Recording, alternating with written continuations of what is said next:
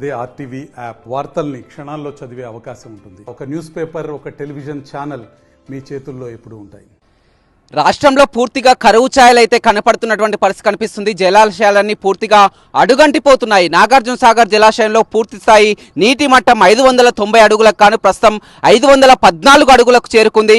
Dead storage కి చేరువలో ఉంది. 510 అడుగులు అయితే డెడ్ స్టోరేజ్ అనే చెప్పవచ్చు. పూర్తిగా నాగార్జున సాగర్ ఆయకట్టు కింద నల్గొండ, ఖమ్మం ఎడమ కాలువ కింద రైతులంతా కూడా ఆయకట్టు కింద సుమారు 20 లక్షల ఎకరాల వరకు కూడా సాగు చేసుకుంటుంటారు. ఒక నల్గొండ జిల్లా విషయానికి వస్తే సాగర్ ఎడమ కాలువ పై కూడా 10 లక్షల ఎకరాల వరకు కూడా సాగు చేసినటువంటి పరిస్థితి కనిపిస్తుంది. కానీ ఈసారి పరిస్థితులకు అనుగుణంగా 6 లక్షల వరకే సాగు చేశారు. అయినా కానీ 6 లక్షల ఎకరాలకు కూడా నీరందక రైతులంతా మొత్తం లబోదిబోమంటున్నటువంటి పరిస్థితి కనిపిస్తుంది. ఆయకట్టు కింద సాగునీరు అందించలేకపోవడంతో కూడా పూర్తిగా ఆయకట్టు కింద బోర్లు వేస్తున్నా కానీ పూర్తిగా భూగర్భ జలాలు అడుగంటడంతో కూడా ఇక్కడ నీరు కూడా పడినటువంటి పరిస్థితితో రైతులు కూడా పూర్తిగా నష్టపోతున్నారు. అదేవిధంగా ఇక వేసవి ఇప్పుడు వచ్చింది కూడా వేసవి సమయం. మార్చి, ఏప్రిల్, మే ఈ 3 మాసాలు కూడా అత్యంత క్లిష్టం కాబట్టి రాష్ట్ర ప్రభుత్వం వీటిపై కూడా సమీక్షా సమావేశాలు కూడా నిర్వహిస్తుంది. మొత్తం నాగార్జున సాగర్ జలాశయం నుంచే జంట నగరాలకు తాగునీరు అందించాలన్నా కానీ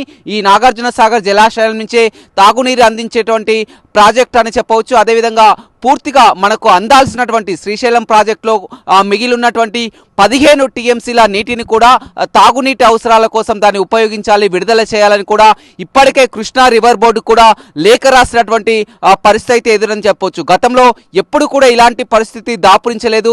దాదాపు 10 సంవత్సరాల తర్వాత మళ్ళీ అలాంటి కరువు ఛాయలు కనపడుతున్నాయి. రైతులు మాత్రం పూర్తిగా నిరాశలో ఉన్నారు. ఓవైపు వరి పంటలు ఎండిపోవడం, అదేవిధంగా తోటల్ని కూడా కాపాడుకోవడానికి పూర్తిగా బోర్లు వేసి నష్టపోతున్నటువంటి పరిస్థితి అయితే కనిపిస్తుంది. సాగునీటిని పక్కన పెడితే కనీసం తాగునీటికి కూడా కటకటలాడాల్సినటువంటి పరిస్థితి అయితే ఎదురైందని చెప్పవచ్చు.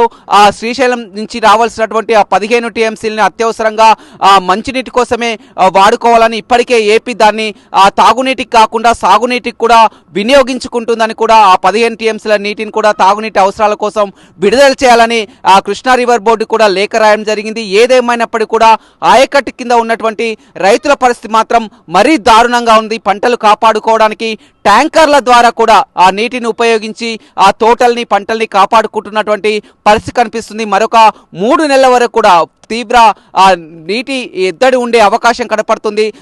తాగునీటి అవసరాల కోసం ఇప్పటికే మొత్తం సమీక్షా సమావేశాలు జరుపుతున్నటువంటి పరిస్థితి కనిపిస్తుంది. ఏదేమైనప్పుడు కూడా అటు శ్రీశైలం ప్రాజెక్ట్ కానీ ఇటు నాగార్జున సాగర్ ప్రాజెక్ట్ కానీ పూర్తిగా జలాశయాలన్నీ కూడా అడుగంటుతున్నటువంటి పరిస్థితి రాష్ట్రంలో కనపడుతుంది. Over to studio. మరిన్ని వీడియోస్ కోసం ఛానల్ ని సబ్స్క్రైబ్ చేయండి. లేటెస్ట్ అప్డేట్స్ కోసం వాట్సాప్ ఛానల్ ని ఫాలో చేయండి. అండ్ లింక్ డిస్క్రిప్షన్ లో ఉంది.